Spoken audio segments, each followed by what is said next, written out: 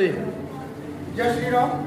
भाई समस्त क्षत्रिय समस्त राजपूत समाज को रोष है कि बीजेपी सरकार में उसके मंत्री हर रोज दूसरे तीसरे दिन क्षत्रिय महापुरुषों के नाम से दूसरी जाति का टैग लगाकर मूर्तियां बांट रहे हैं और उनका उद्घाटन करने जा रहे हैं। तो समस्त राजपूत समाज को इस बात का रोष है और हम बीजेपी सरकार में उसके मंत्रियों का पुरजोर विरोध करते हैं। जय श्री राम सर।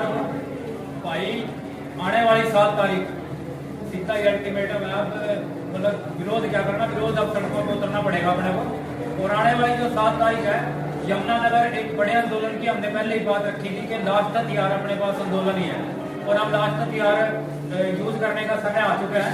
जितने भी संगठन है, जितना भी भाईचारा है, गांव दर गांव भी हम जाने की कोशिश करेंगे। 7 तारीख जो आने वाली है उसको यमुनानगर अनाज मंडी के अंदर सब भाई पहुंचे, ज्यादा से ज्यादा संख्या लेके पहुंचे, ताकि इस बीजेपी सरकार जो गूंगी बहरी हो चुकी है, जिसको दिखाई नहीं देता कि क्षत्रियों का इतिहास क्या था और क्या हो गया और क्या हम करने जा रहे हैं, उनको ये बता सकें कि ये जितने भी महापुरुष थे क्षत्रिय, उसके अंदर इन्होंने जन्म लिया है। चाहे वो मीरभोज जी थे, चाहे पृथ्वीराज चौहान जी थे, चाहे वो अनंत पाल तोमर जी के ऊपर ये दवा ठोक रहे हैं अपना।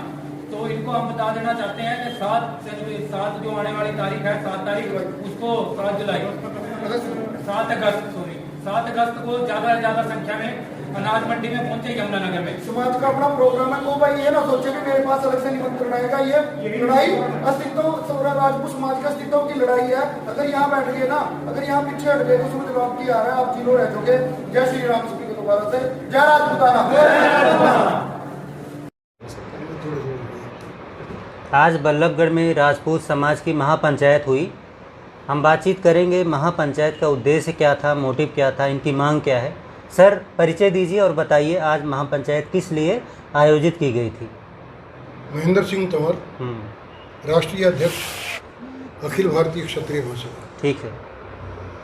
आज जिला फरीदाबाद व आसपास के क्षत्रिय समुदाय की एक बैठक अनंतपुर गांव में महाराजा अनंतपाल और सम्राट मीरभोज को गुर्जर बताकर जो एक मूर्ति का अनावरण किया जा रहा है, उसके विरोध में आज की बैठक थी। कब है ये प्रोग्राम? 8 अगस्त को मूर्ति का अनावरण किया जा रहा है, उसको लेकर आज पूरे पंचायत में क्या निर्णय लिया आपने? और आज की पंचायत में हम सब ने निर्णय लिया है कि एक तो 5 मेंबरी कमेटी बनाई गई है जो कि इसके लीगल केस को पैरवी करेगी कानूनी तरीके से। एक 11 मेंबरी कमेटी बनाई गई है, वो उसको और तरीके से सारी जो दुनिया भर की दूसरी जो चीज़ें हैं उसकी ओवरऑल जो देखभाल है वो करेगी। तो 8 तारीख का जो प्रोग्राम है वो अनंतपुर में है और कौन ऑर्गेनाइज कर रहा है, कौन अतिथि है, थोड़ा इसके बारे में बताइए। मैं आपको कर रहा हूँ थोड़ा सा। 8 तारीख के प्रोग्राम में जो हमें सूचना मिली है, केंद्रीय मंत्री कृष्णपाल गुर्जर जो हैं उसमें मुख्य अतिथि हैं और भी कई गुर्जर नेता उसमें मुख्य रूप से जो पूर्व विधायक हैं वो उसमें बुलाए गए हैं। अच्छा, जैसा और कि इस बात को लेकर पूरे फरीदाबाद में नहीं, हरियाणा प्रदेश में नहीं, पूरे हिंदुस्तान में, पूरे भारतवर्ष में इस बात का बहुत बड़ा रोष है राजपूत समाज में कि ये बात जो है हमारे मान और सम्मान के ऊपर एक बहुत बड़ा ये आघात है। और इतिहास जो है, जो राजपूतों का इतिहास है, जिस तरीके से उसको तोड़ मरोड़ कर पेश करने की कोशिश की जा रही है, उसका बहुत बुरी तरह से उसका संज्ञान लेते हुए उसकी निंदा की गई। तो आपका कहना है सम्राट मिहिर भोज जी और सम्राट राजपूत शासक अनंतपाल तोमर जी ये राजपूत थे और इनको अब इनको अब गुर्जर बताकर तो इतिहास से छेड़छाड़ किया जा रहा है, ये कहना है। बड़ी भारी छेड़छाड़ की जा रही है जिसको राजपूत समाज बिल्कुल बर्दाश्त नहीं कर सकता। सम्मान तो कोई किसी का भी कर सकता है, मूर्ति तो कोई किसी का भी लगा सकता है, उसमें तो कोई इतराज नहीं किया कि जिन्हें मूर्ति लगाएं आप हिंदू सम्राट के नाम से लगाएं, अच्छा, आप क्षत्रिय सम्राट के नाम से लगाएं, तो ये लगाएं आप। लेकिन एक राजपूत राजा है, हमारा आन मान शान, हम लोगों की वो जो है ना आशाओं के हम लोग तो जो है ना उनका नाम लेकर जो है अपने समाज को जो है ना जागृत करते हैं। तो आज राजपूत समाज के राजाओं महाराजाओं को आप एक जाति विशेष के साथ जोड़कर अगर कोई प्रोग्राम करेंगे तो उसका राजपूत समाज में बड़ा भारी उसको लेकर रोष है। और आज की जो पंचायत हुई है उसमें इसको पुरजोर इसका विरोध किया जाएगा। इसको लेकर कई सारी कमेटियाँ बनाई जाएंगी और ये सारा आज कार्यक्रम हुआ है। हमारे बीच में राजेंद्र सिंह जी नरुका हैं, ये हमारे क्षत्रिय समाज के बहुत प्रमुख नेता हैं। तो सर आप बताइए, जैसा कि मंत्री कृष्णपाल गुर्जर प्रोग्राम में मुख्य अतिथि के तौर पे आ रहे हैं, वो सांसद भी हैं, मंत्री भी हैं, उनसे क्या मांग है आपकी? नहीं, किसी से कोई मांग नहीं है, हम किसी के पास कोई मांग नहीं कर रहे हैं। ऐसा एक निमंत्रण पत्र जारी कर अफवाह फैलाई गई है कि हकीकत है ये हमें नहीं पता, लेकिन हमारे पास जो जानकारी है उसके आधार पर अनंगपुर गांव में, जो कि महाराजा अनंगपाल तोमर द्वितीय, दिल्लीपति महाराजा अनंगपाल तोमर द्वितीय हैं, उनके गांव है, उनकी राजधानी है।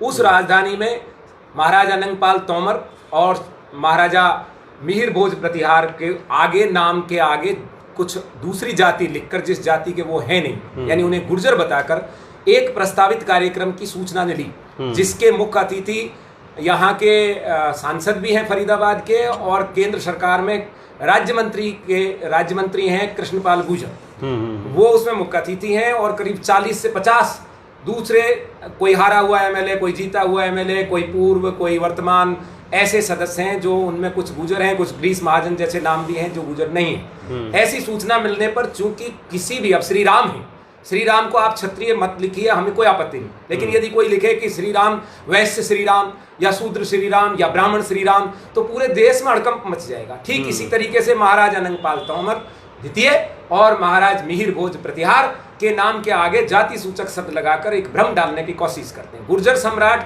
मिहिर भोज तो फिर भी एक घड़ी लिखा जा सकता था, क्योंकि वो गुर्जर देश के राजा थे, लेकिन महाराजा अनंगपाल तोमर दिल्ली के संस्थापक थे और दिल्ली के ही राजा थे। उनके नाम के आगे गुर्जर लिखना सरासर न केवल इस देश के अंदर जातीय दंगे कराने का, बल्कि ये भारत सरकार के गजट के भी विरुद्ध में है। ये मेरे हाथ में जो पेपर है, ये राष्ट्रीय संस्मारक संस्थान यानी कि नेशनल मॉन्यूमेंट अथॉरिटी, जो भारत सरकार के संस्कृति मंत्रालय के अधीन आता है, उसमें इनका नाम ये है दिल्ली संस्थापक महाराजा अनंगपाल तोमर द्वितीय। और विस्तृत इसकी 25 फरवरी 2021 को राष्ट्रपति और प्रधानमंत्री की अनुमति और उनकी संस्तुति पर एक नेशनल सेमिनार हुआ था। उस सेमिनार में एक समिति गठित हुई जिसका नाम है महाराजा अनंगपाल तोमर द्वितीय समिति। उस समिति का मैं सदस्य हूँ और उसके अध्यक्ष तरुण विजय जी हैं और उसके संयोजक तरुण विजय जी हैं और अध्यक्ष ब्रजभूषण शरण सिंह हैं। इस समिति ने सभी यूनिवर्सिटी के जो स्कॉलर्स हैं उनको बुलाया, उनकी थीसिस बुलाई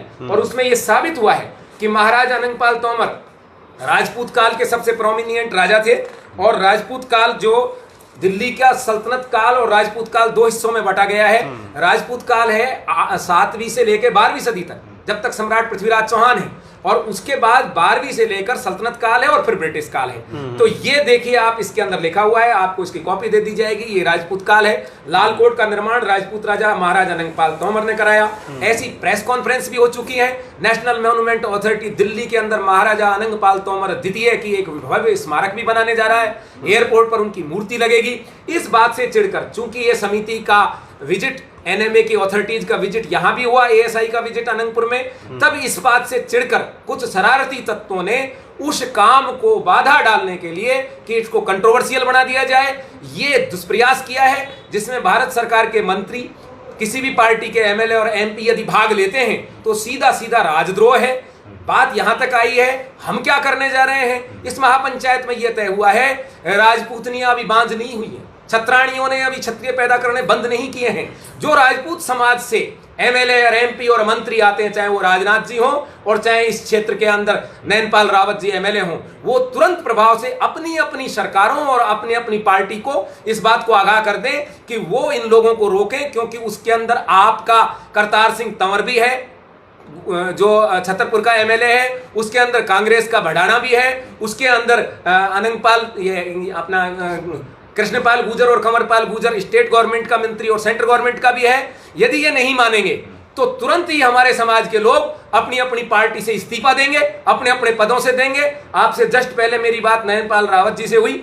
नैनपाल रावत को निर्दलीय चुनाव जिताया गया था, पार्टी ने उनको दरकिनार कर दिया, लेकिन समाज ने सर्व समाज को साथ लेकर अपने समाज की छवि के साथ नैनपाल रावत को न केवल विधानसभा में भेजा, बल्कि डूबती हुई खट्टर सरकार जो कि बन नहीं सकती थी 40 एमएलए से, उस सरकार को सहारा दे करके वो सरकार बनवाई, 5 निर्दलीय विधायकों के सहारे से ये सरकार है, उनमें भाई नैनपाल रावत भी हैं। अभी संजय ठोकर जी को भी ये बताया जाएगा, या तो खट्टर सरकार कंवरपाल गुर्जर की टाइट करे डिबरी, क्योंकि ये पहले भी ये दुष्प्रयास यमुनानगर में कर चुके हैं, और यदि वो नहीं टाइट करते हैं तो हमारे राजपूत समाज के एमएलए, एमपी, मंत्री तुरंत प्रभाव से अपनी अपनी पार्टियों से या तो इस्तीफा देंगे, यदि वो इस्तीफा नहीं देंगे तो समाज उनका पुरजोर बहिष्कार नहीं तिरस्कार करेगा। जगह जगह पर उनको बुरी तरह से लताड़ा जाएगा और हमेशा हमेशा के लिए क्षत्रिय समाज से उनको काट दिया जाएगा, क्योंकि ये समाज की बात है। महाराजा नंगपाल तंवर, सम्राट मिहिर भोज प्रतिहार, सम्राट पृथ्वीराज चौहान पूरे देश की साथी हैं। प्रत्येक समाज को अधिकार है उनका सम्मान करने का, लेकिन उनको अपमानित करने का नहीं है।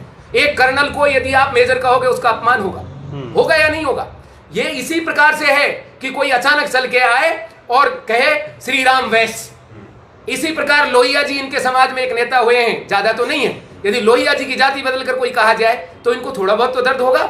इसलिए सम्राट अनंगपाल तंवर को मैं नहीं कहता कि आप राजपूत सम्राट लिखो, क्योंकि सूर्य पूर्व से उगता है, ये प्रमाणित है। महाराजा अनंगपाल तंवर किसके हैं ये एनएमए से पूछो। इसके बावजूद भी इनको आपत्ति है, ये आरटीआई लगाए, और आरटीआई में यदि मान लीजिए महाराजा अनंगपाल तंवर गुजर साबित होते हैं, कुंवर राजेंद्र सिंह नरू का सबसे पहले कहेगा ठीक है आप ओबीसी का दर्जा छोड़िए। जब आप सम्राटों की संतान हैं, राजा महाराजाओं की संतान हैं, तो भाई आप ओबीसी का आरक्षण लेकर सम्राटों को बदनाम मत कीजिए। यह भारत का गजट पत्र है जो ओबीसी की सूची है। इस सूची में गुर्जर नाम की कोई जाति नहीं है।